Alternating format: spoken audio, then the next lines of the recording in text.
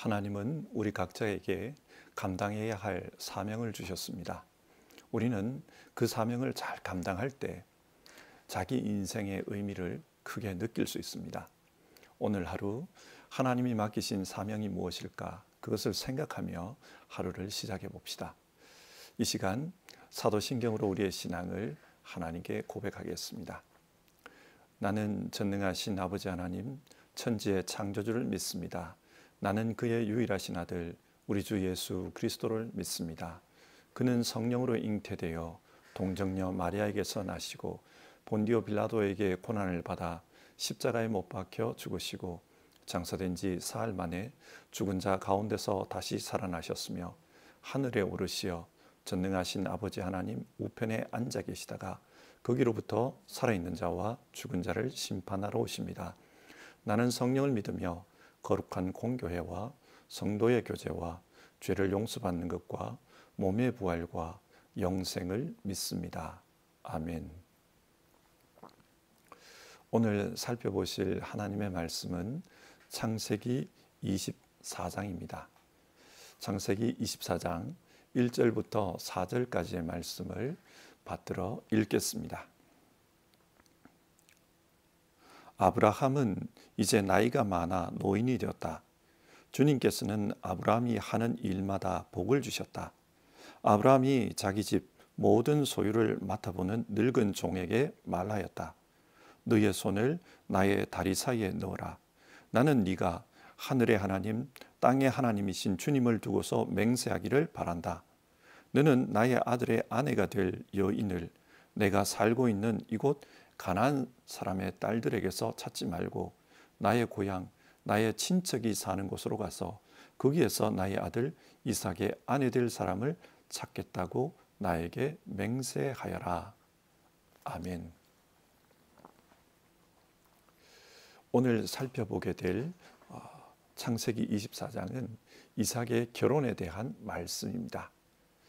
아브라함이 나이가 많아 노인이 되었습니다.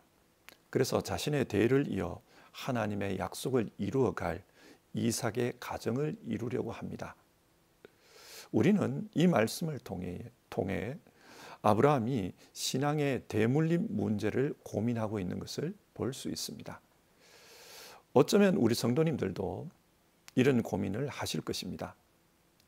어떻게 해야 하나님을 믿는 신앙을 자녀들에게 물려줄 수 있을까? 어떻게 해야 내 자녀를 믿음의 사람으로 살아가게 인도할까? 사실 쉽지 않은 이야기입니다. 신앙은 자기 결단이 중요하기 때문입니다. 자기 스스로 하나님을 자기 인생의 주님으로 받아들이는 일입니다. 따라서 부모가 옆에서 어떻게 해줄 수 있는 부분이 적습니다. 이것은 교회도 마찬가지입니다. 신앙을 교육하기 위해 애를 쓰지만 그런다고 해서 모든 사람들이 다 하나님을 믿으며 사는 것은 아닙니다. 어릴 때는 교회를 다니지만 성장해서는 교회를 떠나는 이들이 있습니다. 노력하지만 뜻대로 되지 않는 것이 신앙의 문제입니다. 하지만 하나님께서 우리에게 맡기신 사명 중 하나가 내게 주신 자녀를 믿음으로 양육하는 것이면 틀림없습니다. 그 자녀가 믿음의 사람으로 성장하도록 돕는 것이 우리의 사명입니다. 그래서 고민이 큽니다. 어떻게 도와야 할까? 어떻게 해야 할까? 오늘 본문을 통해 성경이 교훈하는 바를 생각해 보도록 합시다. 첫 번째로 믿음의 대물림을 위해서는 믿음의 본을 보이라고 말씀합니다. 아브라함이 이삭의 결혼을 위해 자신이 가장 신뢰하는 종을 부릅니다. 지금이야 결혼은 스스로 연애하고 스스로 짝을 찾는 형태지만 몇 세대 전만 하더라도 부모님들이 짝을 정해 주었습니다. 그러니까 지금으로부터 3000년 전 아브라함이 살던 시절은 더더욱 그러했습니다. 아브라함은 아들 이삭의 결혼에 대해 책임이 있습니다. 그런데 이 일을 하기에는 자신이 너무 늙었습니다. 그래서 가장 신뢰하는 종에게 이 일을 맡기는 겁니다. 아브라함과 이 종의 대화를 보면 어떤 사람을 이삭의 짝으로 구해야 하는가, 아브라함이 제시하는 몇 가지 조건이 있습니다. 3절, 이곳 가나안 사람의 딸들 중에서는 짝을 찾지 말고 아브라함의 고향 친척 중에서 짝을 찾으라고 합니다. 그리고 6절, 며느리 될 사람이 이곳 가나안으로 오기를 거부해도 절대 이삭을 그곳으로 데리고 가서는 안 된다, 그렇게 말합니다. 아브라함은 왜 이런 조건을 말하는 것일까요? 아브라함은 며느리를 구함에 있어 다른 무엇보다 믿음이 중요하다고 생각했습니다. 사실 가나안 사람들의 딸들 중에서 며느리를 구하면 현실적으로는 이점이 많습니다. 예를 들어 하나님은 아브라함에게 가나안 땅을 주시겠다고 약속했습니다. 그런데 그 가나안 땅을 어떻게 차지할지 그 방법은 말씀해 주지 않았습니다. 전쟁을 해서 빼앗으려고 하니 군사의 숫자가 적습니다. 이기기가 불가능합니다. 또 싸워서 빼앗는 것은 하나님의 방법이 아닙니다. 이렇게 보면 당시 관례에 따라 결혼 동맹을 통해 땅을 차지하면 그것이 가장 현실적인 방법입니다. 그러나 아브라함은 땅에서의 성공보다 믿음을 지키는 것을 더 중요하게 생각했습니다. 비록 그 땅에서 성공할지라도 믿음을 잃어버리면 아무것도 아니라고 생각했습니다. 그렇기 때문에 아브라함은 하나님을 믿는 자기 가족 중에서 짝을 찾아와야 한다, 그렇게 말하는 것입니다. 우리 시대의 그리스도인들 중에는 세상적인 성공을 위해 믿음이 아니라 세상적인 방법을 선택하는 경우가 있습니다. 자신은 성공을 위해 세상적인 방법으로 살면서 자녀들에게는 믿음으로 살아야 한다, 그렇게 말하면 그 자녀가 얼마나 혼란스럽겠습니까? 그 자녀의 눈에 믿음이란 위선적인 것으로밖에는 보이지 않습니다. 말은 믿음이라고 하지만 실질적으로는 내게 유리한 것, 내게 더 큰 이익을 주는 것, 그런 세상적인 방법을 따라가는 것을 믿음이라고 생각할 것입니다. 아브라함은 실제로 믿음의 본을 보여주고 있습니다. 그래서 믿음으로 살기 위해 세상적인 편리함, 세상적인 이익을 포기하고 있는 겁니다. 또 아브라함은 하나님의 약속을 믿었습니다. 가나안 땅을 너와 너의 후손에게 주겠다, 그 약속을 믿기 때문에 절대 이삭이 이 가나안 땅을 포기하고 고향으로 돌아가도록 해서는 안 된다, 그렇게 말합니다. 우리가 생각하기에는 결혼을 위해 아브라함의 고향 땅으로 갔다가 다시 돌아올 수도 있습니다. 이것을 융통성이라고 말할 수 있습니다. 그러나 아브라함은 그런 융통성보다 하나님의 말씀대로 사는 것, 믿음의 원칙을 고수할 것을 이야기합니다. 왜 그럴까요? 아브라함은 하나님의 약속을 이루기 위해 인간적인 융통성을 발휘하다가 큰 어려움을 겪은 적이 있습니다. 무엇입니까? 이스마엘입니다. 인간적인 방법으로 하나님의 약속을 이루려고 하다가 가정에 아주 큰 어려움을 겪어야만 했습니다. 이를 통해 아브라함은 깨달았습니다. 하나님의 약속은 하나님의 방식으로 이루어져야지 인간적인 융통성을 발휘해서 해결하려고 하다 보면 오히려 더 큰 어려움을 당한다. 그래서 아브라함은 철저하게 믿음의 원칙을 고수하고 있습니다. 창세기 22장 모리아산에서 이삭을 바칠 때를 한번 생각해 보십시오. 이해가 되지 않았지만 그는 하나님을 믿었습니다. 그래서 그 말씀대로 했습니다. 그러자 여호와 이레의 복이 아브라함에게 임했습니다. 아브라함은 그 연장선상에서 비록 이삭이 결혼을 못하는 한이 있더라도 이 약속의 땅을 버리고 떠나서는 안 된다. 하나님의 말씀을 따라야 된다. 그 말씀에 철저히 순종하면 여호와 이레의 역사가 있을 것이다. 그런 입장을 지금 보이고 있는 겁니다. 아브라함은 이처럼 자기 스스로가 믿음으로 산 사람이었습니다.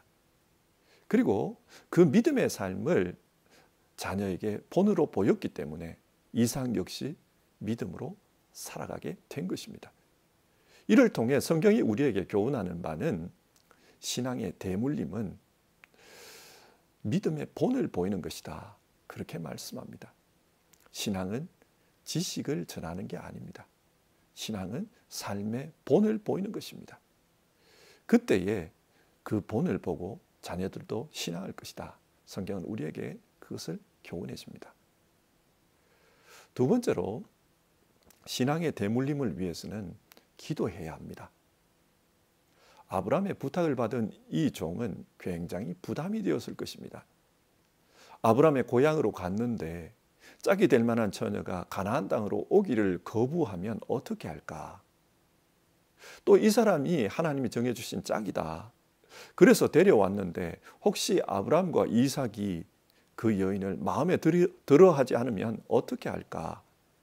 여러 문제가 고민이었을 것입니다. 그래서 이 종은 하나님께 기도합니다. 12절인데요. 주님, 나의 주인 아브라함을 보살펴 주신 하나님, 오늘 일이 잘 되게 해 주십시오. 나의 주인 아브라함에게 은총을 베풀어 주십시오. 그는 기도합니다. 그리고 기도하면서 하나님께 표징을 요구했습니다. 왜냐하면 어떤 사람이 하나님이 정해주신 짝인지 그것을 깨달을 수 있도록 하나님께서 표징을 보여주셔야만 합니다. 그렇게 기도했습니다. 이 종이 생각하기에 믿음의 집안을 끌어갈 안주인은 헌신적인 사람, 지혜로운 사람이어야 했습니다. 그래서 그 조건에 맞는 사람을 표징으로 보여달라고 했습니다. 자, 생각해 보십시오. 가나안에서 아브라함의 고향까지는 700km 이상이 떨어져 있습니다. 그 먼 길을 낙타를 끌고 그렇게 여행을 했다면 얼마나 힘이 들었겠습니까? 사람뿐만 아니라 낙타도 지쳐 있었을 것입니다. 그래서 그것을 알고 아브라함의 종뿐만 아니라 낙타에게도 내가 물을 먹이겠습니다. 이렇게 눈치 빠르게 행동하는 지혜로운 여인이야말로 믿음의 집안의 안주인이 합당하다. 그렇게 생각한 것입니다. 그래서 물을 줄 뿐만 아니라 자신에게 물을 줄 뿐만 아니라 낙타에게도 물을 먹이겠습니다. 그런 여인을 나타나게 해달라고, 그런 표징을 보여달라고 기도했더니 15절, 기도를 미처 마치기도 전에 하나님께서 응답해 주셨다고 합니다. 어떻게 자녀들에게 믿음을 이어줄까? 오늘 성경은 기도하라 그렇게 말씀합니다. 기도 외에는 다른 방법이 없습니다. 세상에서 제일 어려운 일이 사람을 변화시키는 일입니다. 왜 그렇습니까? 사람은 자기 나름대로의 생각이 있습니다. 인생의 가치관이 있고 기준이 있습니다. 그렇기 때문에 그 생각, 그 가치관, 그 기준을 임의적으로 바꾸는 것은 쉽지 않습니다. 남이 바꿀 수가 없습니다. 그리고 사람은 영적인 존재입니다. 이 믿음은 영혼의 문제와 연관이 있습니다. 이 영혼의 문제를 인간적인 방법으로 해결하기는, 바꾸기는 어렵습니다. 그래서 성경은 기도하라고 합니다. 우리의 영혼을 바꾸고 우리의 생각, 우리의 가치관을 바꿀 수 있는 분은 하나님밖에 없습니다. 하나님께서 오셔서 우리를 만나 주실 때 그때 우리는 스스로 생각을 바꾸고 가치관을 바꾸고 그 영혼의 문제를 다르게 접근하게 됩니다. 기도해야만 합니다. 자녀를 위해 기도하고 그 영혼을 위해 기도해야만 합니다. 그럴 때 그 자녀는 믿음의 사람으로 살아가게 될 것입니다. 설령 지금 믿음을 떠나서 자녀들이 살 수도 있습니다. 나는 노력했는데 그 자녀가 믿음을 떠나 살 수도 있습니다. 그러나 여러분, 하나님께서는 우리의 기도를 듣고 계십니다. 우리는 끊임없이 기도해야 합니다. 그러면 하나님께서 하나님의 때에 하나님의 방식으로 그 자녀를 찾아가실 것입니다. 우리는 이것을 믿으며 끊임없이 기도해야 합니다. 세 번째로 신앙을 대물림하기 위해서는 그 자녀를 자율적인 신앙인으로 길러야 합니다. 신앙은 주입한다고 해서 되는 것이 아닙니다. 자기 스스로가 하나님을 경험하고 하나님을 주님으로 받아들일 때 그때 참된 신앙이 가능합니다. 오늘 성경 58절 아브라함의 종과 리브가의 집안 어른들 사이에 결혼 이야기가 잘 해결되었습니다. 그래서 아브라함의 종이 어수속히 리브가와 함께 아브라함에게로 돌아가겠다고 말합니다. 그러자 리브가의 가족들이 이렇게 급하게 리브가를 떠나보내는 것은 너무 서운하다. 얼마 동안만 함께 있을 시간을 달라. 그렇게 요구했습니다. 그러나 아브라함의 종은 아니다. 아브라함이 이미 나이가 많으므로 빨리 돌아가야 한다. 돌아가기를 원했습니다. 그러자 리브가의 가족들이 말합니다. 리브가에게 직접 물어봅시다. 그리고 리브가에게 묻습니다. 너는 지금 이 어른과 함께 가겠는가? 여러분이 리브가라고 한번 가정해 보십시오. 얼마나 두려웠겠습니까? 이 사람이 진짜 아브라함의 종인지 혹은 아브라함의 종을 사칭하는 사기꾼인지 어떻게 알 수 있습니까? 또 이 종이 리브가를 데려가다가 다른 마음을 품고 리브가에게 나쁜 짓을 하면 어떻게 합니까? 모든 것이 불확실합니다. 의심해 볼 수 있는 상황입니다. 그런데 리브가는 가겠다고 합니다. 스스로 결단한 것입니다. 어떻게 이것이 가능했습니까? 리브가 역시 믿음의 사람이었기 때문입니다. 그래서 하나님 앞에서 확신을 가진 것입니다. 하나님께서 나를 지금 부르고 계시구나. 그런 확신이 있었기 때문에 리브가는 따라간 것입니다. 신앙은 주입식으로 교육하는 것이 아닙니다. 신앙은 스스로 하나님을 만나고 하나님을 믿도록 그렇게 도와주는 것일 뿐 어떻게 우리가 해줄 수 있는 부분이 아닙니다. 62절 이하를 보면 이삭이 리브가를 만나는 장면이 나옵니다. 그는 광야에서 산책을 하고 있었다고 합니다. 그런데 다른 성경에서는 이 산책을 묵상을 하고 있었다. 그렇게 번역합니다. 이삭은 광야에서 하나님을 생각하며 하나님과 영적인 교제를 나누고 있었습니다. 히브리어로 이 본문을 보면 시제가 단지 한 번 그렇게 한 것이 아니라 정기적으로 하나님과 교제를 나누었던 것입니다. 이삭은 하나님과 영적 교제를 나누는 믿음의 사람이었습니다. 이삭은 아브라함으로부터 하나님에 대해 배웠겠지만 그러나 자기 스스로가 하나님을 만나 하나님과 영적 교제를 나누는 그런 사람이었습니다. 이것은 강요한다고 해서 되는 것이 아닙니다. 그 사람이 스스로 하나님을 만나고 하나님을 자신의 주님으로 모시고 살아갈 때 가능한 것입니다. 이것이 중요합니다. 스스로 생각하고 스스로 하나님을 찾고 스스로 하나님 앞에 기도할 수 있도록 도와주는 것, 그것이 부모님이 해야 할 일입니다. 한국에서 보면 부모님들이 자녀들이 입시를 치를 때 너는 공부만 열심히 해라. 기도하는 것은 내가 할 테니까 너는 공부만 해라. 그렇게 요구하는 것을 봅니다. 근데 여러분, 신앙은 내가 기도해 주는 것도 중요하지만 스스로 하나님을 만날 수 있도록 하는 것이 중요합니다. 생활하면서 중요한 문제를 부모가 다 결정해 주고 어려운 일이 있을 때는 부모가 대신 기도해 주고 이렇게 해서는 자율적인 그런 신앙인으로 자랄 수가 없습니다. 교회도 마찬가지입니다. 교회가 어린이들을 키울 때 친절하게 대해주고 사랑으로 키우는 것, 대신 희생해 주는 것, 그것도 중요합니다. 그러나 더 중요한 것은 스스로 하나님을 찾을 수 있게 하나님을 만나는 방법을 가르치는 것입니다. 경건의 방법을 가르치는 것입니다. 물고기를 잡아다 주는 것보다는 물고기 잡는 방법을 가르쳐 주는 것이 중요합니다. 아무런 고민 없고 아무런 고통 없이 자라가는 것, 그것이 신앙에서는 정답이 아닙니다. 하나님 앞에서 스스로 하나님을 만나고 하나님을 찾을 수 있는 자율적인 신앙인으로 키우는 것이 중요합니다. 설교를 정리하겠습니다. 오늘 성경은 이삭의 결혼 이야기를 통해 어떻게 자녀들에게 신앙을 대물림할 수 있을까, 그 고민에 대해 말씀해 주고 있습니다. 어떻게 해야 된다고 합니까? 첫 번째는 지식을 전하는 것보다 실제 삶으로 신앙의 본을 보여야 한다, 그것을 말하고 있습니다.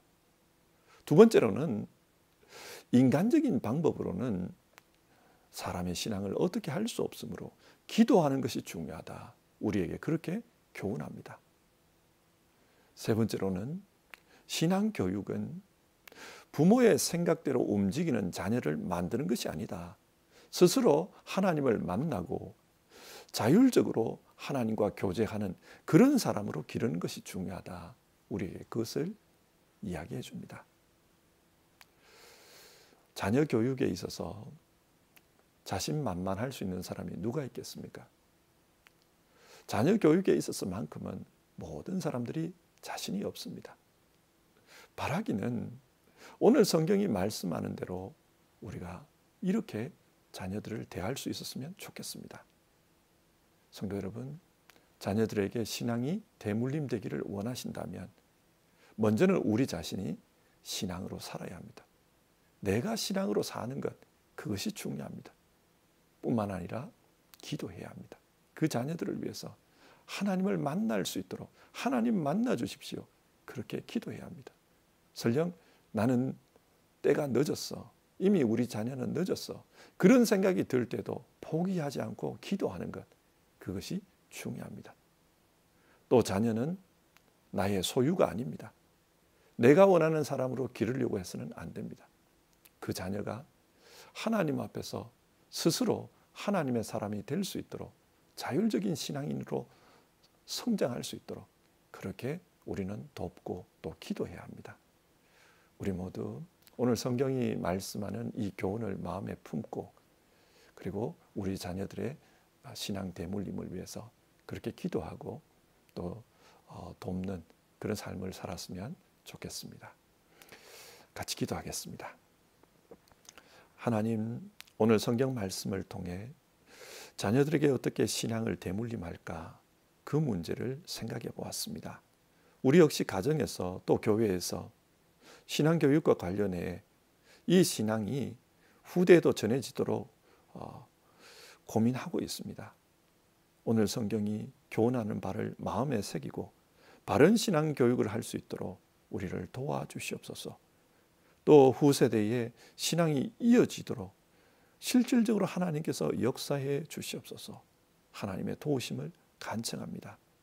그리고 이 문제를 위해 수고하고 있는 이들, 또 기도하고 있는 이들 주님께서 기억하시고 그들을 통해 역사해 주시옵소서. 이 문제를 위해 수고하는 이들, 기도하는 이들을 축복해 주시옵소서. 그래서 후세대에게 이 신앙의 열매가 풍성하게 나타나도록 역사해 주시옵소서. 하나님 도와주시옵소서. 예수님의 이름으로 기도드립니다. 아멘. 오늘 하루도 이 말씀을 마음에 품고 기도하면서 그렇게 하루를 지냈으면 좋겠습니다. 주님 가르쳐주신 기도로 아침 예배를 마치겠습니다. 하늘에 계신 우리 아버지, 아버지의 이름을 거룩하게 하시며 아버지의 나라가 오게 하시며 아버지의 뜻이 하늘에서와 같이 땅에서도 이루어지게 하소서. 오늘 우리에게 일용할 양식을 주시고 우리가 우리에게 잘못한 사람을 용서하여 준 것 같이 우리 죄를 용서하여 주시고 우리를 시험에 빠지지 않게 하소서. 구하소서. 나라와 권능과 영광이 영원히 아버지의 것입니다. 아멘.